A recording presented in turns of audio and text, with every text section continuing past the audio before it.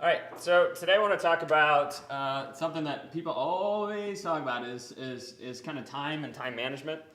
And really what it comes down to is we all have 24 hours in the day and 1,440 minutes to do.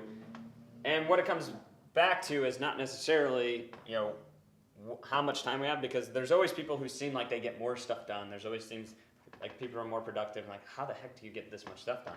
And it's not necessarily about how much time they have, because we all have the same amount of time, but it's what they do with their time. And that's really what I want to talk about today, is how to focus in on and how to make you maximize the time that you have.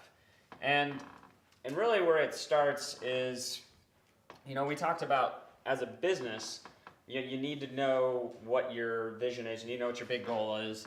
And when you got that road that you're looking for and planting your flag. And this is really important to have personally as well, because what can happen is, if you don't have some flag planted, you end up doing that kind of wandering and looking around and not actually staying focused on what you should be doing. And so you end up standing in the middle and wasting a lot of time because you're kind of wandering around, as opposed to when you have your personal goal planted, your personal mission statement, your personal objectives, you can be more focused on what is the important things to do.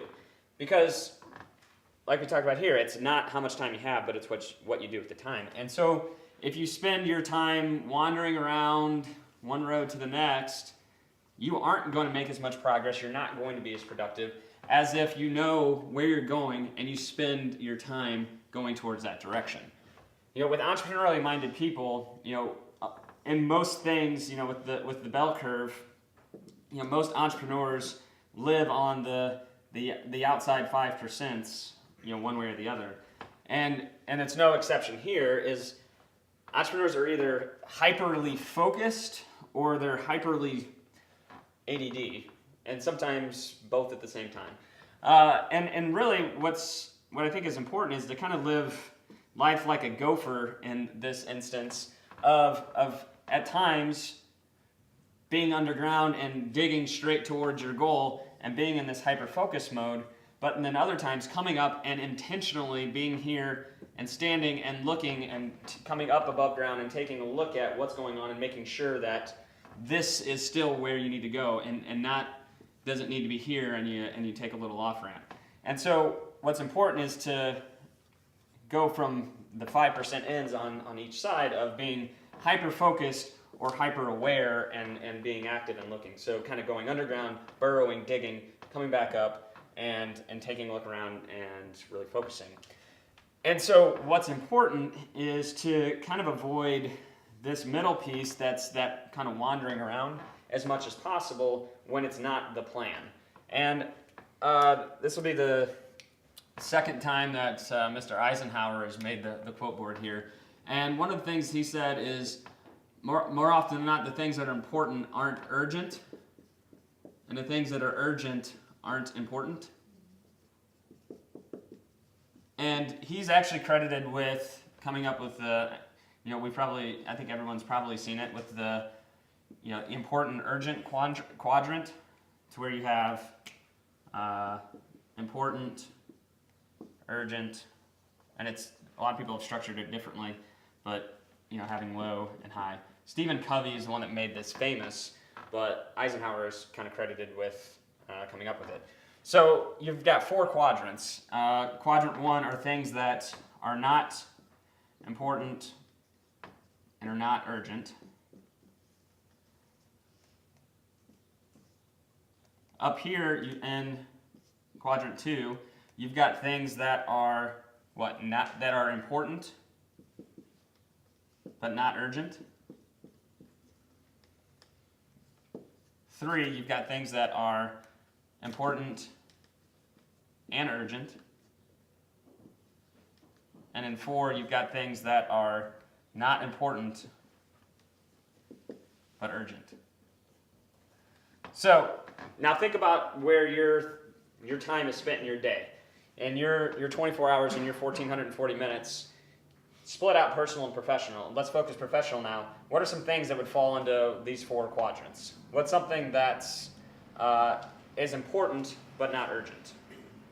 What are things that are important but urgent, not important but urgent, and not important and not urgent? Let's start quadrant 4. What are things that aren't important but are urgent?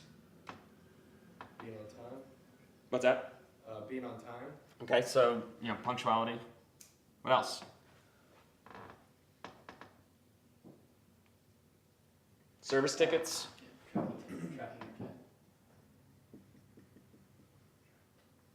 So when a lot of times these are the fires that pop up, and you can kind of fill in the blanks from there. These are the things that for project work. Where would you guys say project work falls into? Hopefully important and not urgent. Right. So and this isn't like a one box. Like it's kind of a scale, so it could be more often than not it should be really important, but hopefully not as urgent. But over time, what happens if you procrastinate on deadlines? It becomes urgent all of a sudden.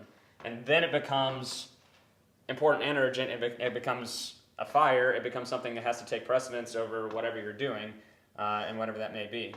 What about these sorts of things? What about our meetings? What about the goals, the initiatives? Where would that fall in? Important and not urgent. So this were the meetings and initiatives and all those things. Why are these important? Because they're building future success. Okay, they're building future success. They're preventing things from becoming urgent, right? You're preparing to do things in the same way that when you work on project work, if you do it as scheduled, it never becomes urgent. Because we talked about the last couple of weeks about control, influence, and react. Where do those fall into this quadrant? React would be the right side, right? Yeah. So more often than not, when you're in quadrants 3 and 4, here you're reacting because you're having to, whatever fire pops up, you have to go address that. Over here, you're more in control and scheduling things out. What can you influence? You can influence the amount of things that are going to be pushing in this direction.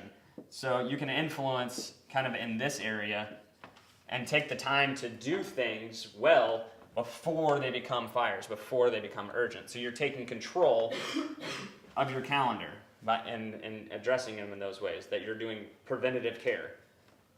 Because where this is important is in things like the meetings that sometimes feel like they're taking away from the time that you're working on project work. But what it's doing is preventing these fires that are going to pop up in the future. And it's going to prevent things from going on. Having a zero inbox. That is things that are in this influence thing, that you are preventing fires. Because what ends up happening, we've seen this play out. If an email gets buried and you don't see it, then a client gets mad about it, rightfully so, because it's a week later and you haven't responded. Where all of a sudden does that fall in? It falls into being a fire and it becomes urgent. And so at that point, you're having to react instead of being in control. And this is kind of the moral of the whole story, is the people that do more with their time are in control of their time. They understand what are the things that are trying to get them to their planted flag, whether that be personal or professional. And so what are the things that you need to do in order to do more with your time? And it's not about adding more things. We've talked many times about it's not about going faster, it's about releasing the e-brake. How do you think you can release the e-brake? It's by getting rid of these things and getting rid of as many of these reaction moments as you can, because you're not in control of those things. The more time you can spend in this quadrant, the more control you're going to have over your calendar. And so it's not about doing more things, it's doing more with your time.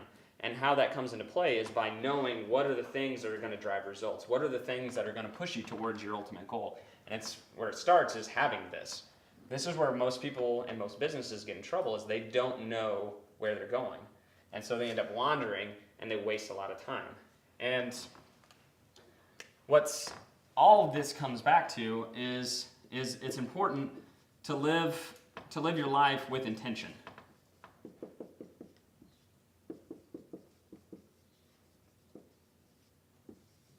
This is what it really comes back to is when you live your life with intention, when you're doing things purposefully, when you're going towards something, that means you can get rid of the things that don't help you get there. When it doesn't mean that you're working 24 hours a day, it doesn't mean that you're playing 24 hours a day, but it means whatever you're doing, have control of your calendar, have control of your life, and do the things that are going to help you accomplish the things that you're trying to do. Because when you do this, then you can have more passion for what you're doing because you know why you're doing it. And so when you're working, it's not about how many hours you work, it's about how much work you put into the hours. Is it getting you towards your goal? With life, it's not how many years you live, it's how much life you have in those years. And that's what's important, is to make sure that you can know what you're doing, know where you're going, and stay focused on those things, and get rid of the things that don't help you get there. Now, that doesn't mean that it becomes all work and no play. That means that when you're playing, play. When you're working, work. When you need those times to recharge, recharge. But don't do it kind of halfway in between. When you do it half-assed, that's when you really struggle. When you feel guilty about not being productive, but then you're not being productive, but then also you're not fully recharging. So then when you go back to trying to be productive, you're not as productive as you can be. So live life with intention and stay focused on the things that you need to be focused on and get rid of the things and control your calendar in a way that you can be more productive.